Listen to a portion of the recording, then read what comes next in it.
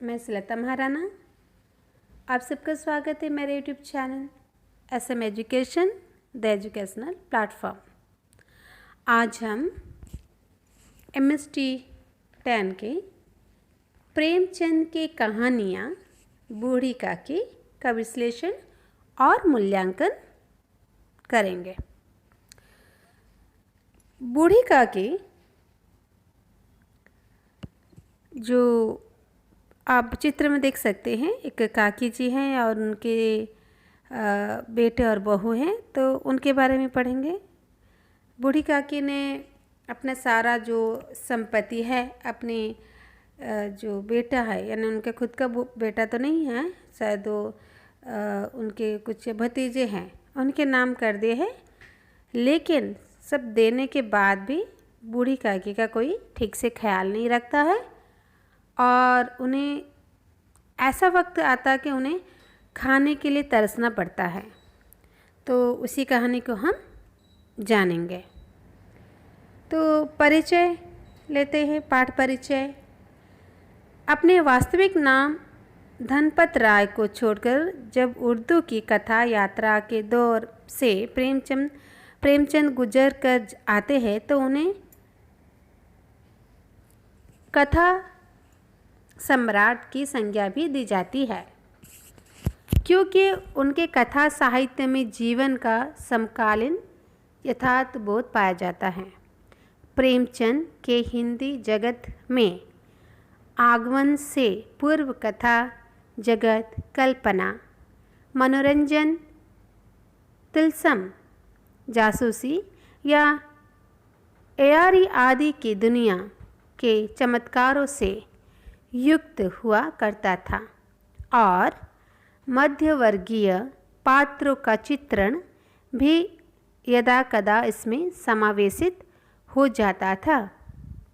प्रेमचंद के आगमन हिंदी कथा साहित्य के क्षेत्र में अत्यधिक क्रांतिकारी सिद्ध हुआ, जिन्होंने कथा साहित्य के इस बंधी बंधाई युगीन परिपाटी से इतर राष्ट्रीय चेतना, नारी जागरण, दलित तथा मजदूर चेतना, घर परिवार आदि विषयों को इनकी कथ्य की विविधता के साथ हिंदी कथा साहित्य में अभिव्यक्त किया था। साधारण मनुष्य के जीवन के चित्रण के साथ ही नारी की समाज व परिवार के मध्य आर्थिक स्थिति, समाज के लोगों के मध्य व्याप्त अवसरवादिता, वैचारिक आस्था तथा उनके चारित्रिक गिरावट के अनेक चित्र को प्रेमचंद ने अपने कथा साहित्य में महत्वपूर्ण स्थान दिया है। आवाज़ एक खल्फ, जो कि बनारस से प्रकाशित होने वाला उर्दू पत्र था। प्रेमचंद ने इस पत्र के माध्यम से धनपत राय नाम से ओलिवर क्रम्वेल 1 मई 1903 नामक लेख में अपना लेखन प्रारंभ किया तथा इसके पश्चात सन 1905 में कानपुर पहुंचने के उपरांत उन्होंने प्रेमचंद के नाम से लेखन प्रारंभ किया था। 1907 में प्रकाशित दुनिया का सबसे अनमोल रत्न 1908 ईस्वी में इसके दुनिया और हुबे वतन को अनेक विद्वानों ने प्रेमचंद की प्रथम उर्दू कहानी के रूप में स्वीकार किया है। इन दोनों की कहानियों की कथा वस्तु देश की आज़ादी से संबोधित है और इनके पश्चात सन 1915 ईस्वी में सरस्वती पत्रिका में प्रकाशित शोध कहानी प्रेमचंद की मूल रूप से सबसे पहले लिखी हुई कहानी मानी गई थी।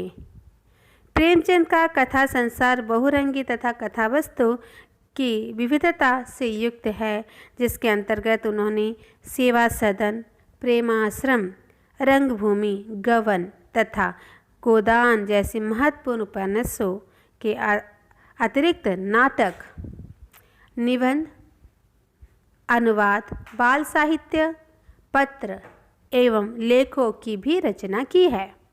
उन्होंने लगभग 300 के करीब कहानियाँ लिखी है, जिनमें से उनकी बूढ़ी काकी नामक कहानी भी विशेष रूप से चर्चित रही है। इस प्रथम उर्दू प्रकाशन सन 1920 में कहकंसा पत्रिका में तो श्री शारदा में इनका हिंदी रूपांतर प्रकाशित हुआ था। ये कहानी भारतीय नारी की विशेषता के साथ ही उसकी नियति को भी रेखांकित करती है। इस कहानी की कथा वस्तु में अनाम विधवा ब्राह्मणी के रूप में बूढ़ी काकी के जीवन का चित्रण किया गया है, जो अभी युवा संतानों तथा पति को खोने के बाद बुढ़ापे में सहारे की आशा से अपनी 200 रुपये वार्षिक आय वाली संपत्ति को अपने भतीजे बुद्धिराम के नाम लिख देती है।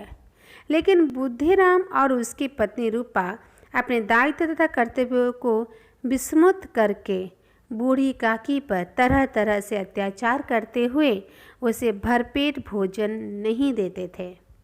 माता पिता के अनुरूप ही बुद्धिराम व रूपा के दोनों लड़के बूढ़ी काकी को परेशान करते रहते थे, जबकि छोटी लड़की लाडली बूढ़ी काकी का पक्ष लेते हुए उससे प्रेम भी करती थी। बूढ़ी काकी अपने ऊपर किए जाने वाले अत्याचारों से तंग होकर केवल रो सकती थी, क्योंकि उसके पास कोई अन्य विकल्प नहीं होता था। एक बार बुद्धिराम के बड़े पुत्र मुखराम का तिलक उत्सव होता है, तो बूढ़ी काकी को यह आशा होती है कि आज उसे भरपेट तथा स्वादिष्ट भोजन खाने को मिलेगा। तो उस भूख से व्याकुल तथा आंखों व हाथों से पैर से लाचार वृद्धा को अपनी बालकों जैसी आतुरता के कारण रूपा व बुद्धिराम से अपमानित होना पड़ता है तथा इस व्यवहार से आहत बूढ़ी काकी भूखी प्यासी दिन भर अपनी कोठरी में पड़ी रहती है। तब देर रात सब लोगों के बाद लाली अपने हिस्से की पुड़िया वृद्धा के पास खाने के लिए ले जाती हैं। तब तक बूढ़ी काकी ग्लानि, निराशा व भूख से तड़प रही होती है और लड़की द्वारा लाई गई पुड़ियों से वृद्धा की भूख शांत नहीं होती है। तो वो लाडली से आग्रह करके स्वयं को आंगन में छोड़ने का आग्रह करती है। तब वह वृद्धा वहाँ पर मेहमानों द्वारा पतलों में छोड़ी गई झूठन को खाकर अपनी भूख को शांत करने का प्रयास करने लगती है। उसी समय रूपा की आँख खुल जाती है और आंगन में इस हृदय विदारक तथा मार्मिक दृश्य को देखकर रूपा का हृदय शोक, करुणा व पाप की भागी बनने के भय से काँप उठता है। इसी क्षण उसका हृदय परिवर्तित होता है और वह अपने अपराधों के लिए बूढ़ी काकी से क्षमा याचना करती है। उसके लिए आदरपूर्वक भोजन लाती है और उसे ग्रहण करने के लिए बूढ़ी काकी से आग्रह भी करती है। यहाँ पर यह कहानी समाप्त होती है। तो ये एक छोटी सी कहानी थी बूढ़ी काकी। तो मनोवैज्ञानिकता के विभिन्न स्तर देखते हैं। प्रेमचंद ने एक संवेदनशील रचनाकार होने के कारण मानव स्वभाव और उसके द्वारा निर्मित समाज का अत्यंत सूक्ष्म निरीक्षण करते हुए उसे समाज के मनोवैज्ञानिक के आधार पर दिखाने की कुशलता को बखूबी अर्जित किया है। इसीलिए उनकी कथाओं के पात्र उनके मंतव्य संवेदना से युक्त संवादों में बंद कर पाठकों के समक्ष यथार्थवादी तथा अत्यंत जीवंत व्यवहार करते हुए प्रतीत होते हैं। बूढ़ी काकी भी इसी आधार पर एक मनोवैज्ञानिक कहानी सिद्ध होती है, जिसमें एक तरफ तो वृद्धावस्था की क्रियाशील तो दूसरी तरफ बाल्यावस्था दोनों की मनोवैज्ञानिकता की चंचलता और उत्तरदायित्व से युक्त दो पहलुओं को भी अभिव्यक्त किया गया है। इसके साथ ही कहीं कहीं पर समाज मनोविज्ञान का परिप्रेक्ष्य भी अपनी भूमिका में दर्शाता हुआ कहानी की कथा वस्तु में उद्घाटित होता है।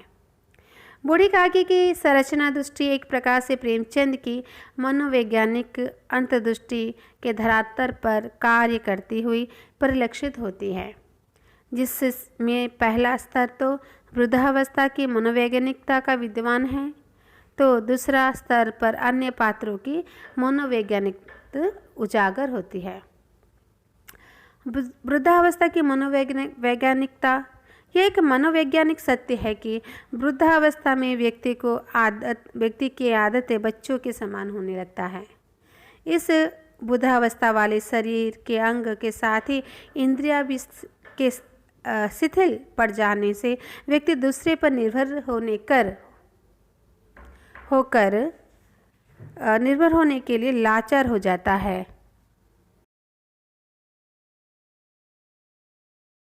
संवेदनशील रचनाकार थे, इसलिए उनकी यह संवेदनशीलता प्राय नारी के साथ मुख्य रूप से विधवा, असहाय और वृद्ध स्त्रियों के साथ ही अधिक उजागर होती है। ईदगाह तथा बूढ़ी काकी में विद्यमान बुधाओं का चरित्र इसका सशक्त प्रमाण है। इन दोनों कहानियों के कथा वस्तु में कोई गहरी समानता न होने के बावजूद भी ये वृद्धावस्था की मनोवैज्ञानिकता को दो नए सिरों से निर्मित करती है। बूढ़ी काकी के चरित्र चित्रण में किसी प्रकार की कृत्रिमता के दर्शन होते हैं, क्योंकि इसके पात्रों में विद्यमान सांस्कारिक विकार इसे कृत्रिमता से बचाते हुए यथार्थ के धरातल पर लाकर खड़ा कर देते हैं। इस प्रकार के शिल्पगत प्रयोग प्राय नई कहानी की प्रमुख विशेषताएं रहे हैं, जिनमें से चीफ की दावत जैसी कहानी में बूढ़ी काकी के शिल्प का अनुकरण भी परिलक्षित होता है।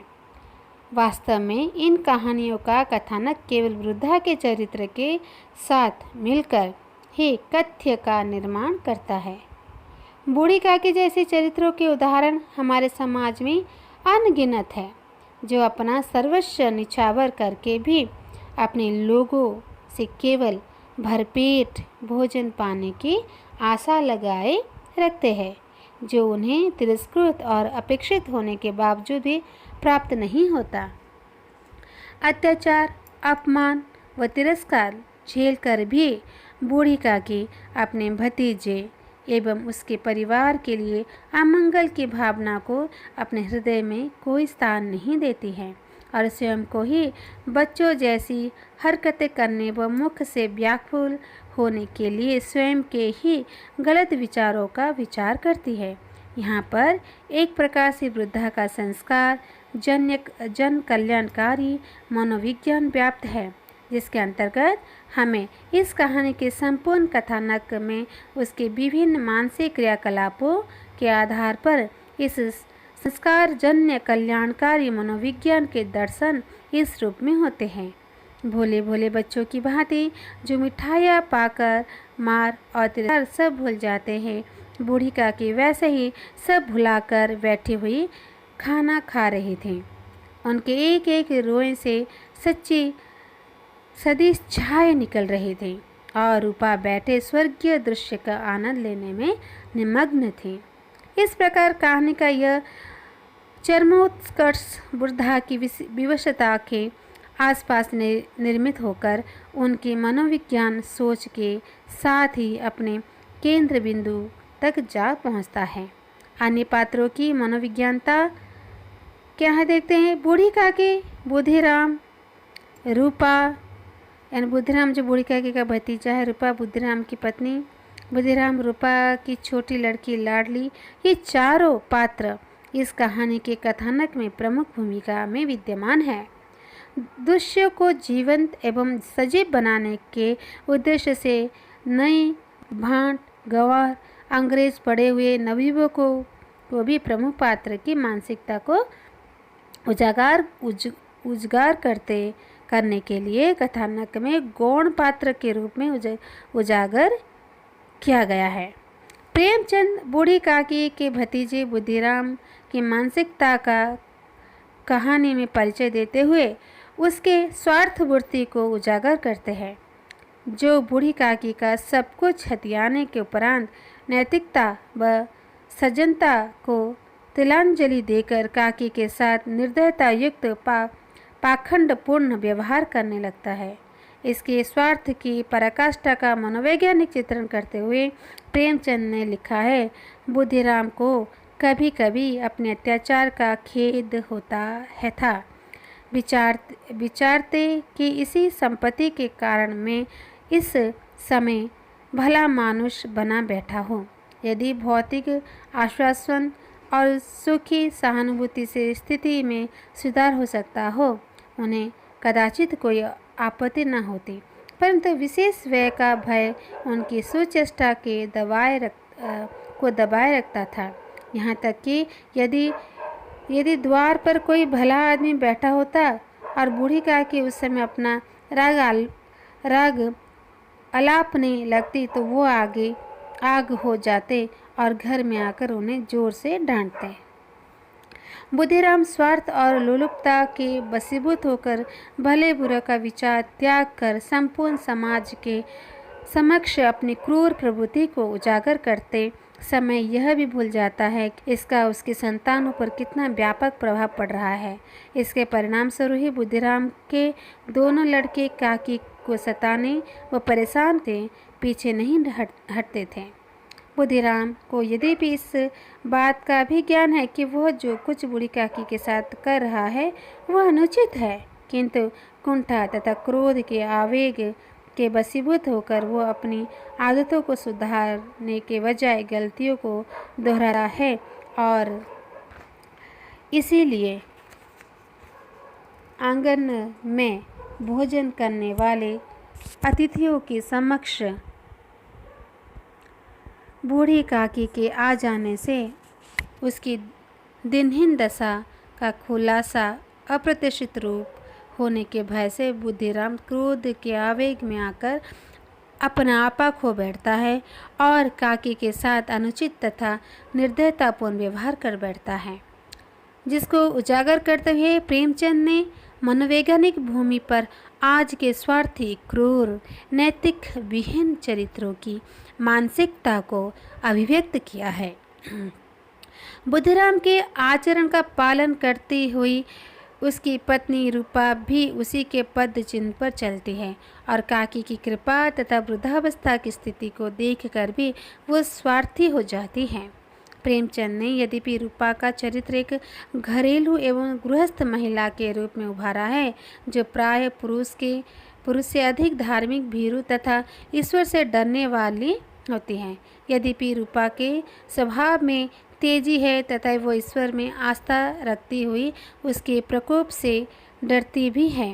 वो मेहमानों के सामने यथासंभव क्रोध दबाने की कोशिश भी करती है, किंतु जब वो काकी को कड़ाह के पास बैठा देखती है तो क्रोध से तमतमा उठती है, किंतु जब उसी बूढ़ी काकी की रूपा झूठे पत्तल से बिन बिन कर पुड़िया के टुकड़े खाते देखती है, वो किसी अनिष्ट की अज्ञात आशंका से भयभीत हो जाती है तथा वह अपनी स्वार्थपरता और अन्याय का अनुभव करके प्रायश्चित करती हुई बूढ़ी काकी से क्षमा याचना भी करती है और उसे सम्मानपूर्वक भोजन ग्रहण करने का आग्रह करती है। इस प्रकार प्रेमचंद रूपा का हृदय परिवर्तन दिखता है। लाडली बुद्धिराम और रूपा की छोटी लड़की है, वह अपने भाई बहनों से त्रस्त तथा अत्यंत संवेदनशील है। उसके कारण वह अपनी आयु से अधिक परिपक्व लगने लगती हैं। उस काकी से अत्यधिक लगाव है तथा अपने भाई व माता पिता द्वारा काकी के प्रति किए जाने वाले अत्याचारों से वो अत्यंत क्षुब्ध है। तिलक उत्सव के दिन रात में सबके सो जाने के बाद वो माँ बाप के भय से चुपचाप छिपकर अपने हिस्से की पुड़िया बूढ़ी काकी के पास कर दे आती है। सामने के नेम पर हनुमान जी के होने की कल्पना करके डर जाना उसके बाल मनोवैज्ञानिक के भोलेपन के बिंब को उजागर करता है। सादृश्य के सापेक्ष यथार्थ चित्रण देखते हैं। बिंबों और प्रतीकों की आधुनिक कविता में समान आधुनिक हिंदी में भी महत्वपूर्ण भूमिका है। क्योंकि कहानी में बिंब मुख्य रूप से चित्रात्मक का कार्य करता है और प्रेमचंद ने इसी चित्रात्मक को तकनीकी का प्रयोग सादृश्य के आधार पर यथार्थ चित्रण के लिए किया है। इसके माध्यम से प्रेमचंद ने पात्रों के मनोभाव के साथ साथ ही स्वयं के जीवन दर्शन को भी प्रस्तुत कहानी बूढ़ी काकी में अभिव्यक्त किया है। इस कहानी में प्रयुक्त सादृश्य विधान प्रचलित लोकयुक्ति तथा प्राकृतिक दृश्यों के अंतर्गत प्रस्तुत किए गए हैं। इसके उदाहरण स्वरूप बूढ़ी काकी के भतीजे बुद्धिराम के चरित्र चित्रण तथा उसके स्वभाव व मनोभावों के प्रस्तुतिकरण को इस कहानी के माध्यम से देखा जा सकता है, जिसके अंतर्गत बुद्धिराम की चालाकी, ठगी तथा स्वार्थपरता की तुलना कुली डिपो की दलाली से की गई है, जो कि बहुत गंदा काम माना जाता था और बुद्धिराम के लिए यह उपाधि किसी गाली से कमतर नहीं आंकी जा सकती है। क्रोध में कोई भी मनुष्य अपना मानसिक नियंत्रण खोकर पशुवत व्यवहार करते हुए समस्त मर्यादाओं व नैतिकताओं का उल्लंघन कर देता है और उसमें पाश्विक प्रवृत्ति जागृत हो जाती है। ऐसा एक सादृश्य को प्रेमचंद रूपा के लिए निर्मित करते हैं जब वह काकी को कड़ाहा के पास बैठा हुआ देखती है। उसके द्वारा कहे गए अपशब्द क्रोध की अधिकता से जागृत पाश्विक वृत्ति को ही उजागर करते हैं। इस पाश्विक प्रवृत्ति के जागृत होने के फलस्वरूप रूपा द्वारा कहे गए अपशब्दों के कारण जब काकी की भावनाओं को ठेस पहुंचती है तब उसका पूरा शरीर शिथिल होने लगता है, जिसका सादृश्य प्रस्तुत करते हुए प्रेमचंद लिखे हैं। आवाज़ ऐसी कठोर थी कि हृदय और मस्तिष्क की संपूर्ण शक्ति या संपूर्ण विचार और संपूर्ण भार उसी ओर आकर्षित हो गए थे। नदी में जब कगार का कोई बृहद खंड खटकर गिरता है तो आसपास का जल समूह चारों ओर से उसी स्थान को पूरा करने के लिए दौड़ता है। इस प्रकार प्रेमचंद ने सादृश्य के माध्यम से सापेक्ष यथाचित्रण की कुशल अभिव्यक्ति की है। सूत्र, वाक्य, व्यंग और विद्रूप। सूत्र का किसी भी रचना की कथावस्तु में अत्यंत महत्वपूर्ण योगदान होता है, जिसके आधार पर वाक्य दर वाक्य कथावस्तु आगे बढ़ती रहती है। बूढ़ी काकी कहानी का प्रारंभ भी प्रेमचंद इसी प्रकार से सूत्र वाक्य से करते हैं। बुढ़ापा बहुधा बचपन का पुनरागमन हुआ करता है। इस सूत्र वाक्य में संपूर्ण कहानी का सार निहित है, जिसमें प्रारंभ से अंत तक बूढ़ी काकी की बच्चों की सी अधीरता, तुरंत फुरत, तुष्टि और मासूमियत विद्यमान होती हैं। इसके अलावा इस कहानी में अनेक स्थानों पर ऐसे ही सूत्र वाक्य प्रकट होकर कहानी की कथा वस्तु को एक सूत्र में बांधते हुए जाते हैं। प्रेमचंद की कहानियों में व्याप्त शालीन व्यंग प्राय व्यक्ति और समाज के संदर्भ में आते हैं। बूढ़ी काकी कहानी में इसी प्रकार के व्यंग्यात्मक वाक्य बुद्धिराम व रूपा जैसे चरित्रों के अन्य व अत्याचार के साथ साथ उनमें विद्यमान अहंकार, कृतघ्नता, चाटुकारिता आदि जैसे मनोभावों को भी उजागर करते हैं। भूख से व्याकुल वृद्धा का झूठन खाना इसी कहानी का सर्वाधिक संवेदनशील व्यंग्यात्मक दृश्य है, जिसमें बूढ़ी काकी द्वारा यह अनुचित कार्य न करने के भाव को जानते हुए भी उसी कार्य को करने की गहरी व्यवस्था विद्यमान रहती है। विद्रूपों के माध्यम से प्रेमचंद ने इस कहानी ऐसे सड़ी गली मान्यताओं, रीति रिवाजों तथा आडंबरों को उजागर करके उन पर कठोर प्रहार किया है। बुद्धिराम के लड़के मुखाराम के तिलक के अवसर पर शामिल होने वाले मेहमानों के वर्ण में इस प्रकार के विद्रूप को इस प्रकार से प्रेमचंद ने उजागर किया है। दो एक मेहमान जो कुछ पढ़े लिखे थे, सेवकों के दीर्घहार पर झुंझला रहे थे। वे इस बंधन को व्यर्थ और बेकार की बात समझते थे। अतः इस प्रकार के विद्रूप के माध्यम से प्रेमचंद ने पढ़े लिखे लोगों की मानसिकता को उजागर किया है। सामाजिक सरोकार देखते हैं। कविता के विपरीत कहानी समाज का वास्तविक प्रतिबिंब होती है, जिसके पात्र परिवेश से लिए जाते हैं और वे उस परिवेश को पूरी जीवंत के साथ कथा वस्तु में अभिव्यक्त कर देते हैं। बूढ़ी काकी कहानी को इसी संदर्भ में देखें तो इसमें प्राय समाज के उच्च वर्ग तथा उसकी खोखली मर्यादाओं को प्रमुख निशाना है। बड़े या उच्च प्रतिष्ठित प्राप्त लोगों के रीति रिवाज तथा मान्यताओं का अनुकरण करते हुए परिवार, खानदान, वर्ग तथा समुदाय स्वयं को अन्य से श्रेष्ठ या उच्च बनने का दिखावा करने लगा। कहानी में आए बुद्धिराम के ब्राह्मण परिवार के माध्यम में प्रेमचंद यह दर्शाने का प्रयास करते हैं कि उच्च कुल में जन्म लेने मात्र से कोई भी श्रेष्ठता प्राप्त नहीं करता है, वह श्रेष्ठ केवल अपने आचरण तथा सद्व्यवहार से होता है। इसके अलावा प्रेमचंद द्वारा तत्कालीन समाज के चित्रण के आधार पर सामाजिक व नैतिक मूल्यों की अवहेलना को भी इस कहानी में अभिव्यक्त प्रदान की गई है। रिश्तों की मिठास तथा उसके उस्म को स्वार्थ तथा लालची प्रवृत्ति खंडित कर देती है। इसके उदाहरण भी प्रेमचंद ने बूढ़ी काकी कहानी में बुद्धिराम और रूपा के आचरण द्वारा प्रस्तुत किया है। तो रिश्तों में व्याप्त प्रेम तथा लगाव को काकी तथा लाडली के आपसी संबंधों के आधार पर उजागर किया है। इसके साथ ही अंग्रेजों शिक्षित युवक, नाई, भाट, धोबी, कहार आदि भी इस कहानी के माध्यम से सामाजिक संरचना को पाठकों के समक्ष प्रस्तुत करते हैं। किसी भी समाज में मनाए जाने वाले पर्व, त्योहार, रीति रिवाज, उत्सव आदि सामाजिक परिवेश का निर्माण करते हैं। इसी का उदाहरण प्रेमचंद ने बुद्धिराम के पुत्र मुखराम के द्वारा बूढ़ी काकी कहानी में प्रस्तुत किया है।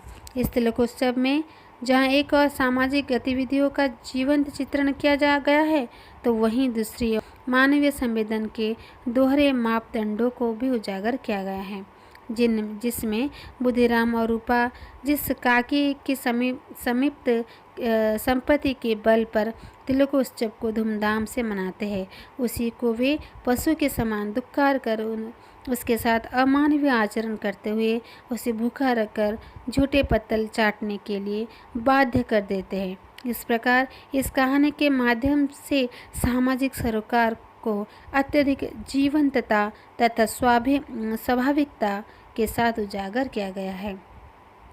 धार्मिक मान्यता मनुष्य के आचरण को निर्मित करने में धार्मिक प्रवृत्तियों के साथ ही उसमें जुड़ी मानसिकता अत्यंत महत्वपूर्ण भूमिका अदा करती है। धर्म के प्रभाववश ही व्यक्ति पाप पुण्य की चिंता से ग्रस्त हो जाता है, जिसके कारण कई बार गलत मार्ग पर चलने वाला या अपनी प्रवृत्तियों से विमुख हुआ व्यक्ति भी आश्चर्यजनक रूप से सही मार्ग पर आ जाता है और उसका हृदय परिवर्तित हो जाता है। इस कहानी के माध्यम से इसी तथ्य को रेखांकित किया है। पाप पुण्य की चिंता तथा उससे जड़े हुए अनेक प्रकार के द्वंद्व, लालची तथा स्वार्थी बुद्धिराम और रूपा के मन में गहराई में जाकर कचोटते रहते हो। यहाँ पर गहराई में जाकर कचोटते रहते हैं, फिर भी वे लालच व स्वार्थ के वशीभूत होकर इससे उबर नहीं पाते हैं और इसीलिए बाद में वे काकी पर किए जाने वाले अत्याचारों का कोई पछतावा भी नहीं करते हैं। रूपा को पाप पुण्य को सर्वाधिक चिंता रहती है, इसलिए बूढ़ी काकी को उसके स्वभाव की अखरती भी नहीं है। यद्यपि रूपा काकी पर अत्याचार तो करती है, लेकिन अंत में काकी को अपनी भूख शांत करने के लिए झूठे पत्तलों को चाटते हुए देखकर उसका हृदय परिवर्तित हो जाता है। तब वो अपने किए गए पापों का विश्लेषण करती है। इनके लिए ईश्वर से क्षमा मांगती हुई काकी के पास जाकर उसे आदरपूर्वक भोजन कराती हैं। अतः इस प्रकार के पाप पुण्य की मानसिकता व्यक्ति को सही मार्ग चुनने के लिए सहायक बनती है और इसी पाप पुण्य की चिंता के वशीभूत होकर कभी कभी मनुष्य की मनुष्यता पुनः लौट आती है। रूपा इसका सशक्त प्रमाण है।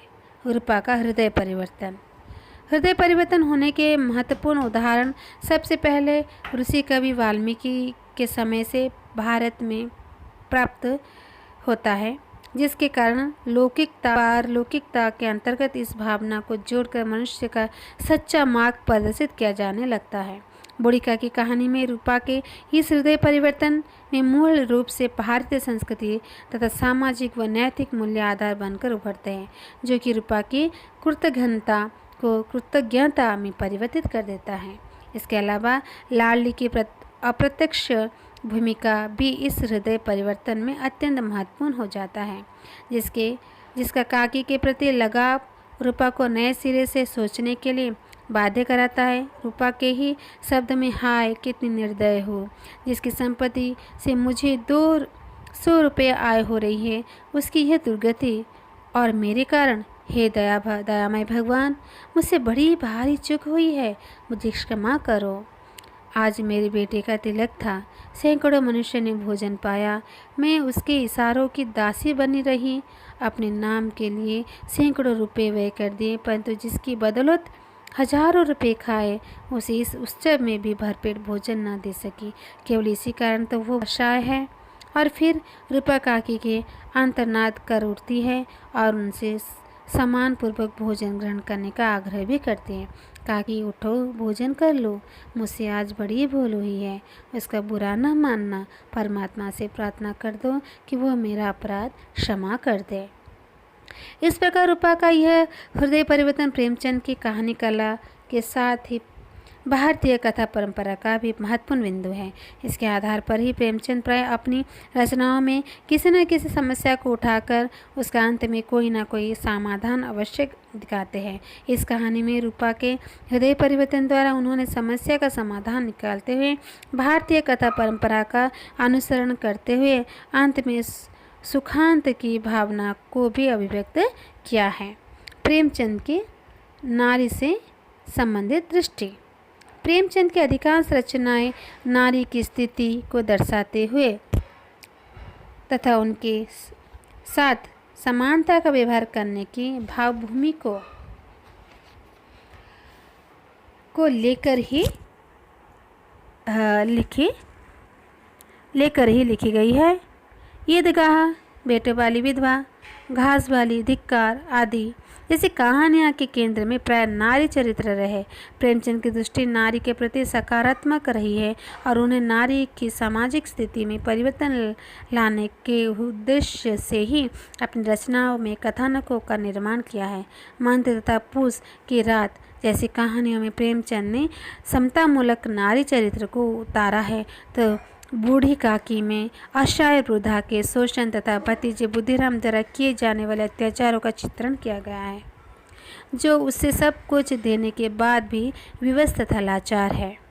हमारे समाज में ऐसी विवश तथा लाचार स्त्रियां आसपास के परिवेश में सहज ही दिखाई दे जाती हैं। प्रेमचंद ने एक कुशल रचनाकार होने के कारण अपनी भाषाई कुशलता से इस वृद्धा का ऐसा मार्मिक चित्रण किया है कि वह अनायास ही पाठकों की संपूर्ण संवेदनाओं की अधिकारिणी बन जाती हैं।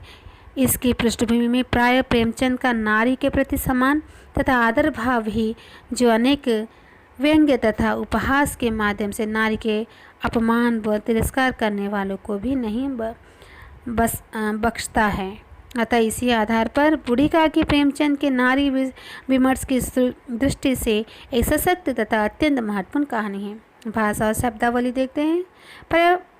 भाषा प्राय किसी भी कृति की प्रण तथा शब्दावली उसका शरीर होता है। इसलिए भाषा के मर्म व शब्दों के आधार पर ही बूढ़ी काकी पाठकों की संवेदना का प्रमुख केंद्र बनकर उभरती है। कथा वस्तु में यथास्थान, तत्सम, तद्भव, देश विदेश तथा मिश्रित शब्दों के प्रयोग से व्यंग्यात्मक शब्दावली, व्यंजनपूर्ण सूत्र एवं उपहासपूर्ण वाक्य के माध्यम से पात्रों के आचरण व उनकी मनोदशा का सजीव व व्यवहारिक चित्रण किया गया है। भाषा पात्रानुकूल, भावानुकूल तथा पात्रों की मनोदशा का वास्तविक चित्रण करने वाली है।